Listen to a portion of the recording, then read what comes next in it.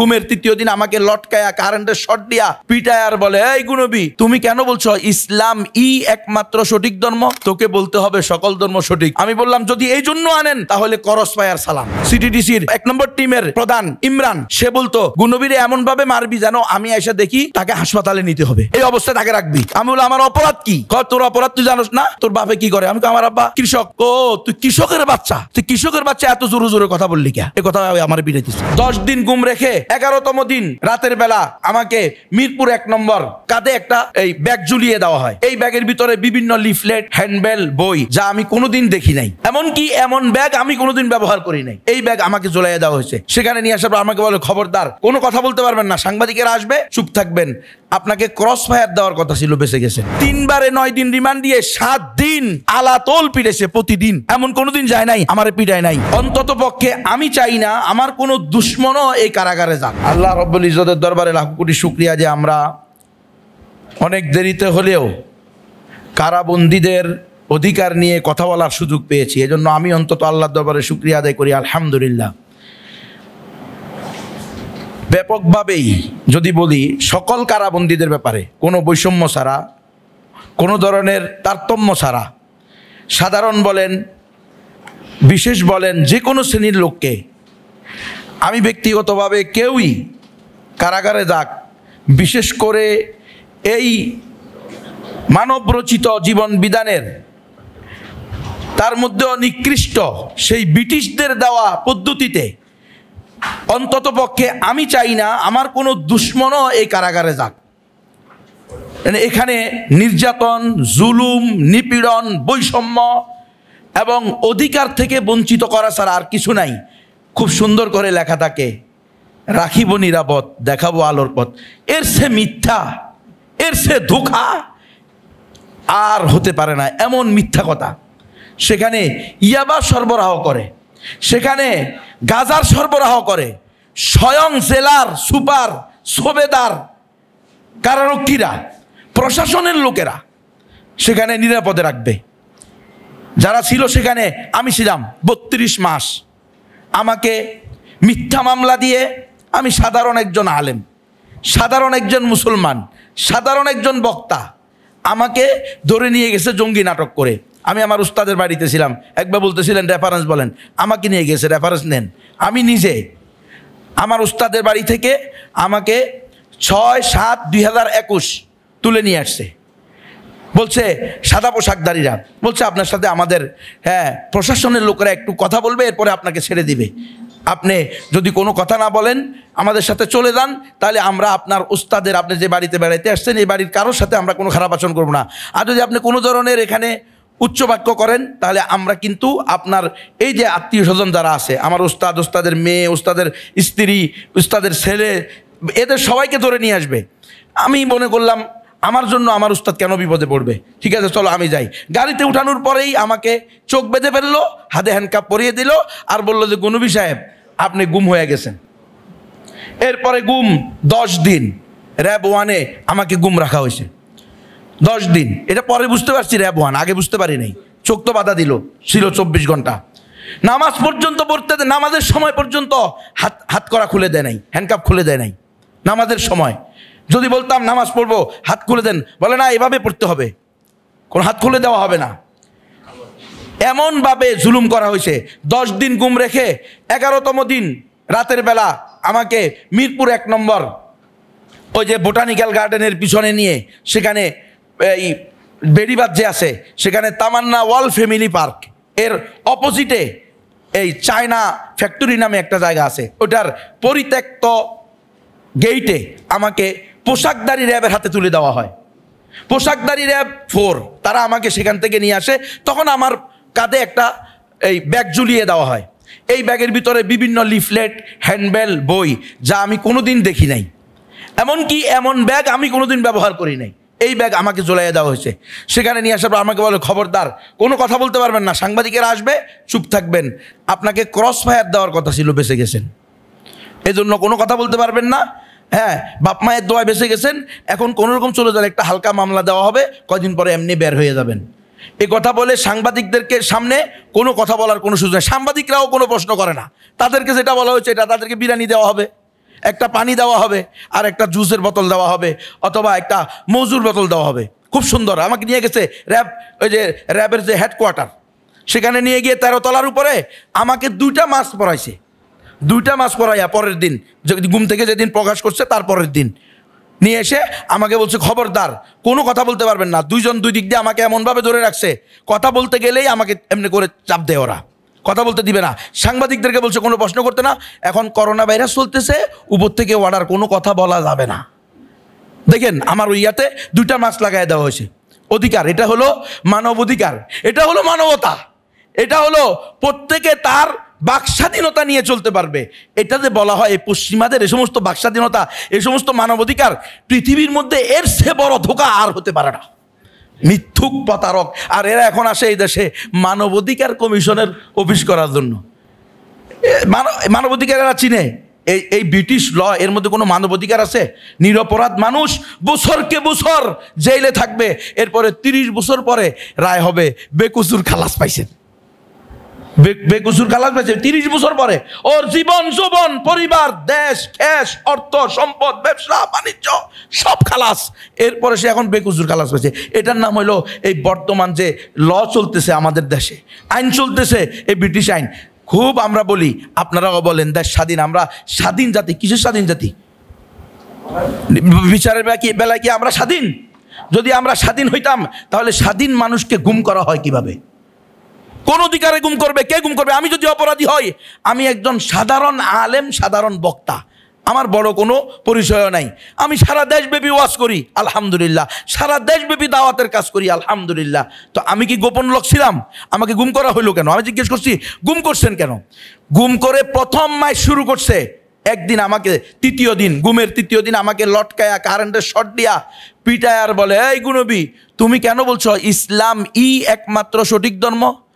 তো আমি বললাম এটাই তো আল্লাহর বিধান, ইন্নাদ-দীন ইনদাল্লাহিল ইসলাম, আর আমি তো আল্লাহর গোলাম। আল্লাহ যেটা বলবে, আল্লাহ যে আকীদা আমাকে শিক্ষা দিয়েছে, আমি সেই বিশ্বাসে বিশ্বাসী হব।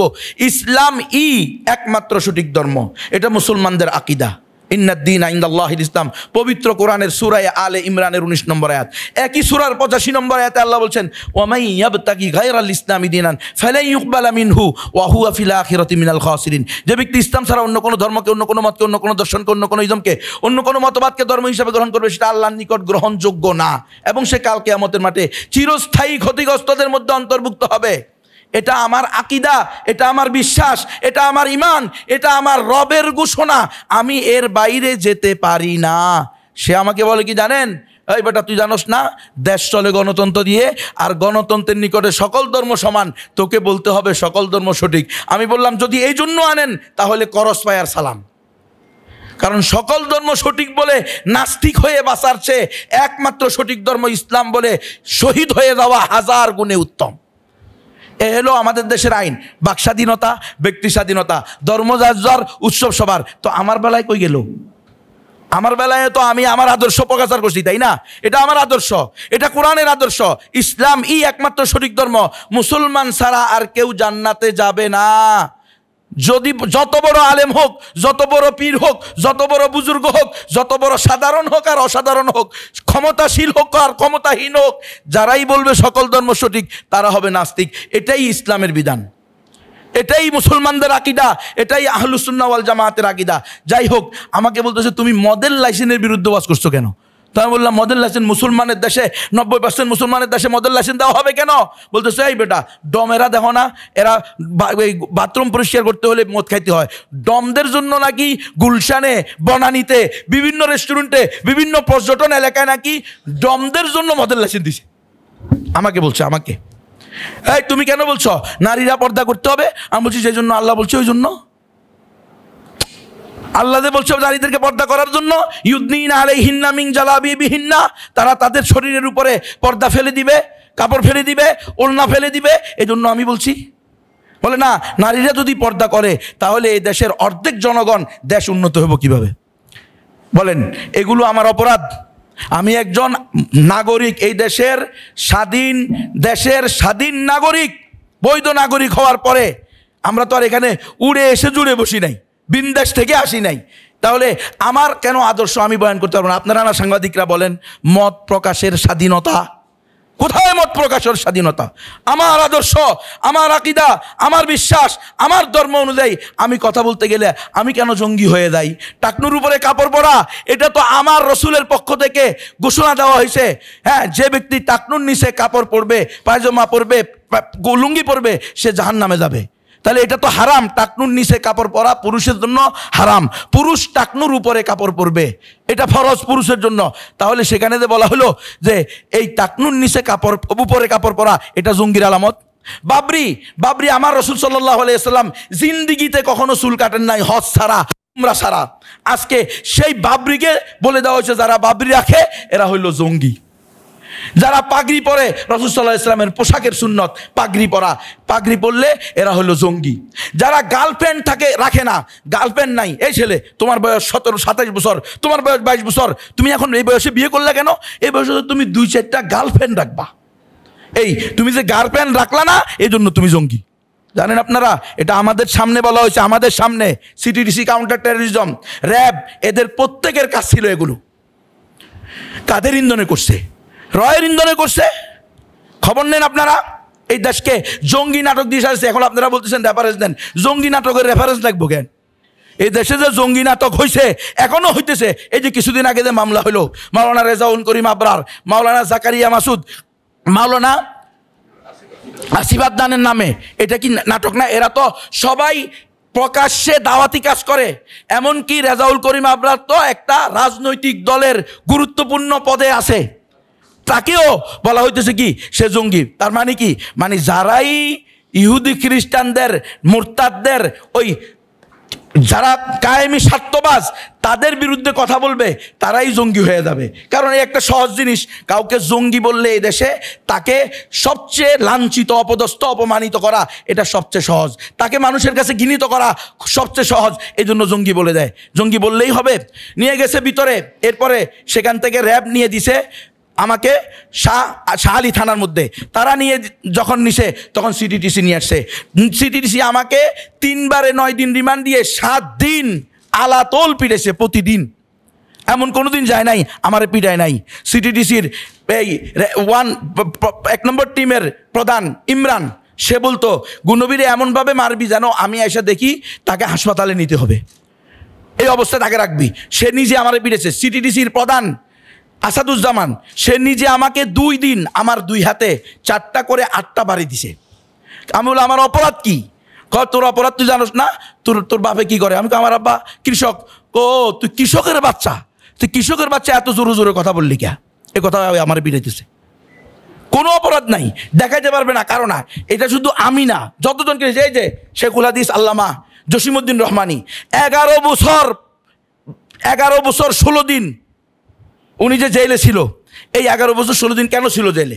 কি অপরাধ ছিল ওনার? দেখেন আপনারা, এখানে আপনাদের এখানে উপস্থিত আছে। এই যে আমাদের মুফতি সাহেব, মুফতি ফখরুল ইসলাম সাহেব, কয়বার জেলখানায় গেছে। দেখেন তো এই লোকটাকে কি দর্শক মনে হয়, না এনসিসি ব্যাংক লোপাট করছে, না হলমার্কের সাথে জড়িত? কোনটার সাথে জড়িত? এদেরকে যে জেলে নিয়ে যাওয়া হয়েছে কি উদ্দেশ্যে? এরপরে ভিতরে গোস্ত দেওয়ার কথা, মাছ দেওয়ার কথা, 32 গ্রাম করে দেয়। কত গ্রাম জানেন? 15 গ্রাম, 16 গ্রাম। নেন, খবর নেন। আপনারা যেদিন যাবেন ওই দিন আপনাদেরকে নির্দিষ্ট জায়গায় নিয়ে যাওয়া হবে, যে আপনাদেরকে সবার সাথে দেখতে দেওয়া হবে না। আর আপনারাও সবার সাথে দেখা করবেন না। আপনাদের মধ্যে কেউ ভালো থাকতে পারে, কিন্তু অধিকাংশের ব্যাপারে আমরা শুনেছি ওখানে গেলে নাকি অফিস থেকে বান্ডিল দিয়ে দিলে আর ভিতরে যায় না, রিপোর্ট দিয়ে দেয়, না জেলখানা সব কিছু ঠিক আছে। এরকম কাজ ভিতরে চলতেছে। বন্দীদেরকে আমাদেরকে হাঁটতে দেওয়া হয় না, অথচ হাঁটার জন্য জায়গা রাখা হয়েছে। সূর্যের আলো, বাতাস আমাদেরকে উন্মুক্ত বাতাসে যাইতে দেওয়া হয় না। বিশুদ্ধ পানির ব্যবস্থা আছে। জঙ্গি মামলা যারা, তাদেরকে বিশুদ্ধ পানি আনতে দেওয়া হয় না। আমরা যখন বলি সুপার আসে সপ্তাহে 1 দিন, জেলার আসে সপ্তাহে 1 দিন, ডেপুটি আসে, বিভিন্ন দলের ওদের লোকেরা আসে, আমরা যখন কথা বলি তখন সুপার বলে আপনারা যদি 12-14টা খুন করেও আসতেন, কয়েক ডজন দর্শন করেও আসতেন, তবুও আপনাদের সাথে দাঁড়ায় কথা বলা যেত। কিন্তু আপনারা নিয়ে আসছেন জঙ্গি মামলা, আপনাদের সাথে কথা বলার কোনো সুযোগ নাই।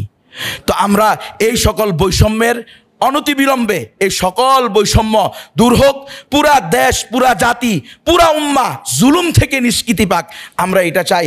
এই জন্য আমি আজকে বৈষম্যহীন কারামুক্তি আন্দোলনের পক্ষ থেকে আপনাদের সামনে অনুরোধ করব, আমাদের যে 8 দফা, আপনারা এই 8 দফাকে পরিপূর্ণ বাস্তবায়ন করার চেষ্টা করবেন। আল্লাহ আমাকে সহ সবাইকে তৌফিক দান করেন, আমিন। ও আখির দাওয়ানা আলহামদুলিল্লাহ।